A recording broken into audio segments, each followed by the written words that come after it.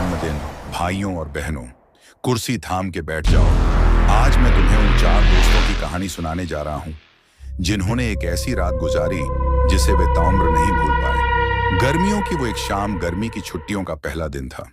Class खत्म होते ही रोहन ने हवा में मुक्का लहराते हुए कहा, भाई, छुट्टियां शुरू। चिंटू तो अभी से सपने देख रहा था कि वह पूरे 2 महीने सिर्फ घर पर सोएगा, और बंटी बंटी तो बस ये सोच रहा था कि लंच में क्या बनेगा। लेकिन पूजा को कुछ तूफानी करना था। उसने चुनौती दी और रोहन ने रास्ता दिखाया। गांव के बाहर वाला वो पुराना वीरान भूतिया बंगला। चिंटू का चेहरा तो सुनते ही सफेद पड़ गया था, पर दोस्ती की खातिर जाना पड़ा।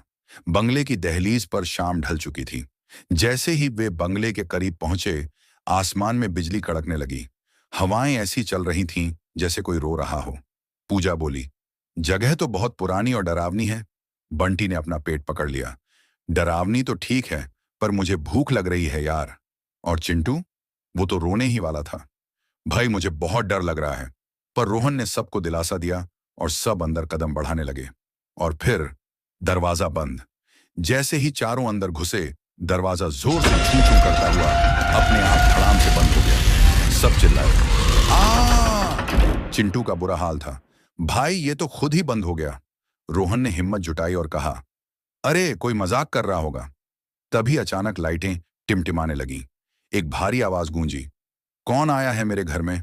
एक फजीहत वाली एंट्री। सबकी सिट्टी पिट्टी गुम थी। चिंटू जोर से चिल्लाया, मां बचाओ! तभी अंधेरे से एक सफेद साया निकला।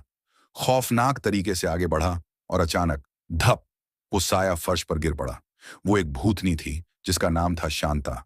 वह अपना घुटना सहलाते हुए चिल्लाई, आई, गिर गई मैं। रोहन ने अपनी आंखें मलते हुए पूछा, ये कैसा भूत है जो खुद ही गिर गया?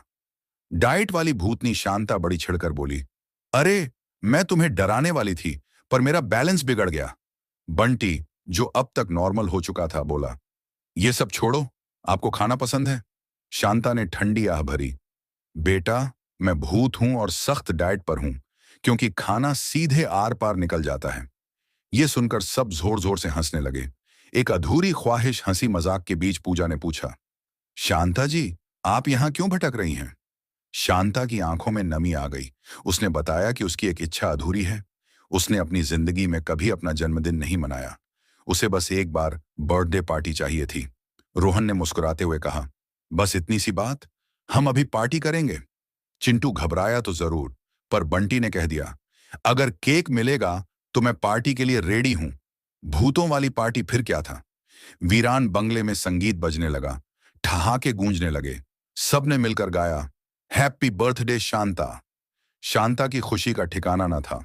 उसने कहा, मुझे पहली बार इतनी खुशी मिली है। तभी आसमान से एक तेज रोशनी नीचे आई। एक रूहानी आवाज गूंजी, शांता, तुम्हारी इच्छा पूरी हुई। शांता ने सबको प्यार से थैंक यू कहा और उस रोशनी में शांति से विलीन हो गई। कहानी में ट्विस्ट, सबको लगा कि सब ठीक हो गया। जैसे ही वे बंगले से बाहर निकले, चिंटू ने राहत की सांस ली।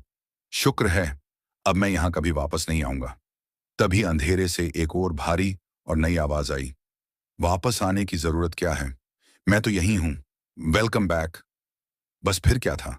चारों ने जो दौड़ लगाई, वो सीधे अपने अपने घर जाकर ही रुके। कैसी लगी कहानी? अगली बार उस बंगले की तरफ मत जाना।